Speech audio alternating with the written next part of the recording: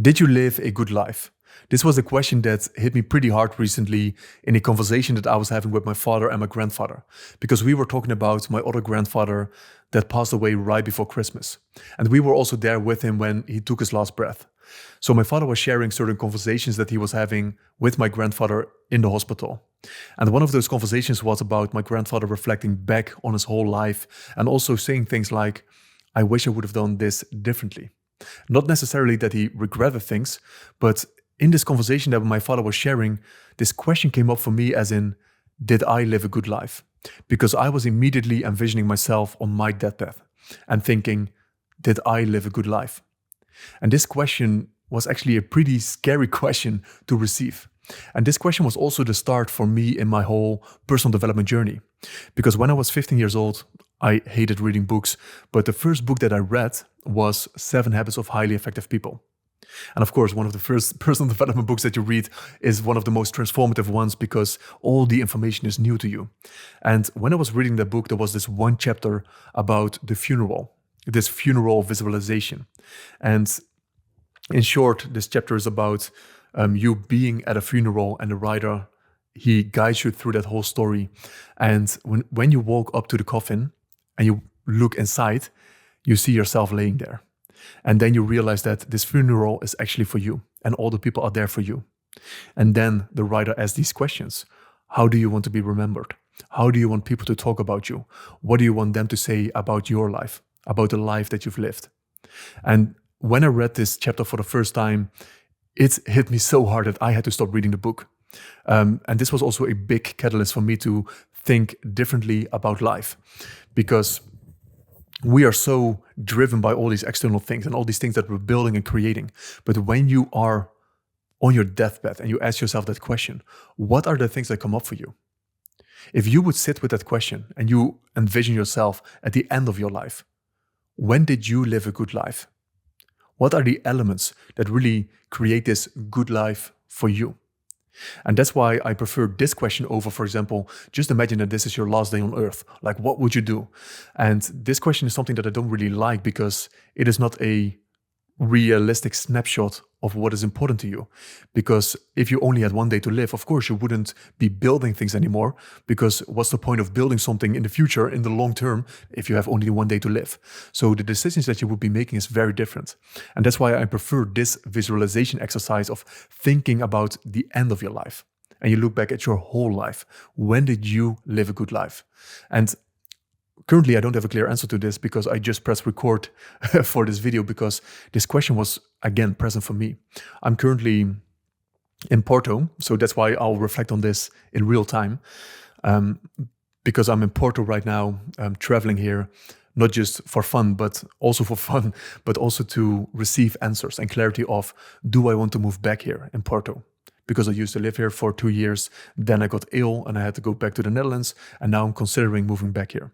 So I'm here in surrender, receiving clarity, receiving answers. And when I was walking down the street, I was constantly wanting to change my experience of life. And I don't know if you recognize this, where when you feel certain feelings and you want to change what you feel, or you are thinking certain thoughts and you think like, I don't want to be thinking these thoughts. I want to be thinking this. I want to be feeling this. So I was constantly trying to change my experience of life. And this is what I also notice when I'm, for example, working, or I'm working out, or it doesn't matter what I'm doing. When I'm working my ass off, I think, I wish I would have done these type of activities. But when I'm with this person, then I think, I wish I would be working. And then I'm working out, and then I think, I wish I would be doing this. So I'm constantly trying to change my experience of life, change my thinking, change what I'm doing. I'm constantly thinking about the next thing. So coming back to that question of when did I live a good life? I want to be present. That's one of the things. I want to be present in the moment. I believe living life is being present in the moment and not living in the head, thinking about the future. This is not where I want to be living life. I don't want to be living life in my head constantly and constantly going to that next moment, trying to change my experience and change my life. I want to be present with anything that I'm feeling, with what the moment is presenting itself, with the people that I'm in contact with. So presence is one of the things that strongly comes up for me. One other thing is also, and this is of course a big one, as in following your heart. So I want to look back at my life and think and see that I've been courageous. And this is where being courageous is also a funny thing, because sometimes we take a step into the direction that we want to go into, but we're doing it careful. We're doing it like half in. This is what I would call it, half committed. And this is where I want to look back at and looking at all the projects that I took on and all the activities that I did, every single thing that I built. I want to look back and see I gave it my all. I gave it my all on the things that I committed to.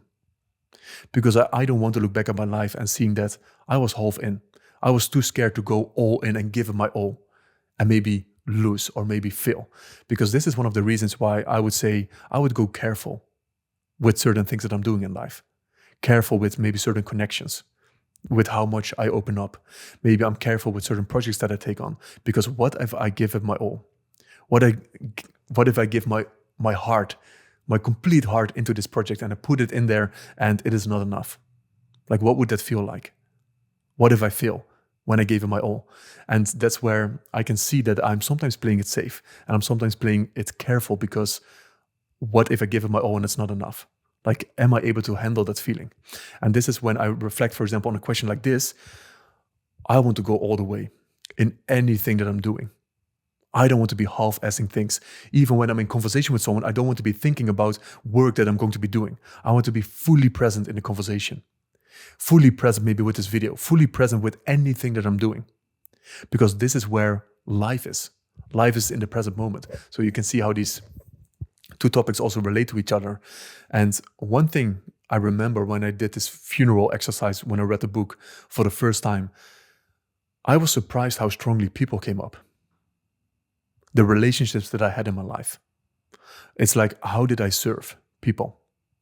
Even when I was 15 years old, like, of course. But it's then already these topics came up. How much did I give to people? How much meaning was created? How much did I serve?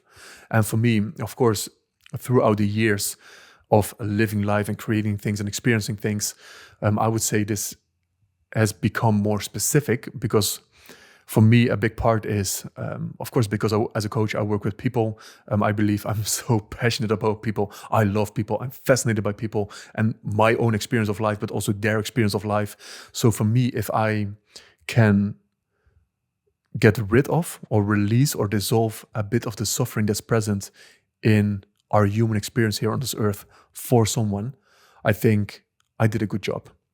Like, this is one of the things that I'm aiming for. It's not, of course, changing the world. It's beautiful to have the big dreams, the big ambitions. But one thing that I'm really aiming for is those type of moments. Because I can see it when I'm in conversation, and this also happened in Porto, that I'm in conversation with a stranger or with a guy, and just seeing him for a moment, really feeling him or having him feel seen and acknowledged in something. And you can see how those little moments when someone feels seen and heard, like how much you're giving another person by just holding space for them, by just listening to them, asking questions, being curious about them, maybe acknowledging things that you see about him. Like, these kind of things, it can change someone's life. And to see how big of an impact something that's that simple, how big of an impact that has on individuals, like, these are the things that I'm aiming for. When I'm in conversation with strangers, maybe it's a smile, maybe it's a compliment. And of course, when I'm looking at clients, like, this is also where I realize even the high performers, they don't get acknowledged. They don't really, they're not seen of what they're actually carrying and what they are actually going through. So circling back to the question, did I live a good life? And this is also when I look at the connection with other people. Did I release and remove and dissolve some of the suffering that people go through? And it's not that it's my job to get rid of the suffering, but sometimes it's holding space for them to see that they are strong enough to go through the suffering themselves, or to release those sharp edges and remove those sharp edges of the suffering, because life is uncomfortable, life is pain, like, this is part of life, but the suffering that we create ourselves is oftentimes unnecessary. So this is also what's present for me when I think about the question, did I live a good life? It's the level of service. Did I follow my heart? How present have I been? Did I go all in the things that I'm doing? Or did I leave things on the table? Because this is something that I do not want to experience, leaving things on the table when I look back. And of course, in general, it's the connections that I have with people. So you can see that what's really important is this love piece. Did I grow as well? Did I connect with people? Did I serve people? How much meaning and purpose did I bring into my life and in the life of others? And it's good to have these reminders. That's why this question is also beautiful, that it hit me so strong, especially when I'm also walking down the streets of Porto. Because, yeah, these reminders are necessary for you to really feel what is actually important. And that's why I wanted to give you that question with this video. I'm not going to make this an extremely long video. I wanted to share some of my thoughts that were present in the moment when I felt into the question. And one angle as well when it comes to this question is you also don't want to be judging your life about good and bad. Of course, did I live a good life? That means there's also a bad version. And this is where I also come back to the place of we're all doing the best that we can with all the knowledge, wisdom, and competency that we have. Like, this is the truth. If you could have done better, you would have done better. That's the thing. And if you were able to make a different decision, you would have made that decision. So this is where we could argue you've always lived a good life. So it depends on what philosophical angle you want to take on this.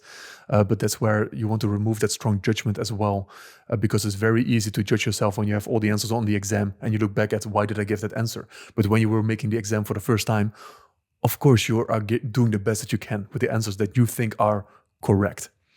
So that's where something that I keep in mind when I ask myself that question is not to have that harsh, judgmental piece into it, but really to connect to, am I living an intentional life? Am I living into alignment with the things that are important to me? And where could I fine-tune a little bit more? So that's what I want this question to reveal for me, instead of having this as a, how do you call it, a filter or some kind of criteria in a way that I'm going to judge my life. So I'll leave it there. And I'm curious what came up for you. Did you live a good life?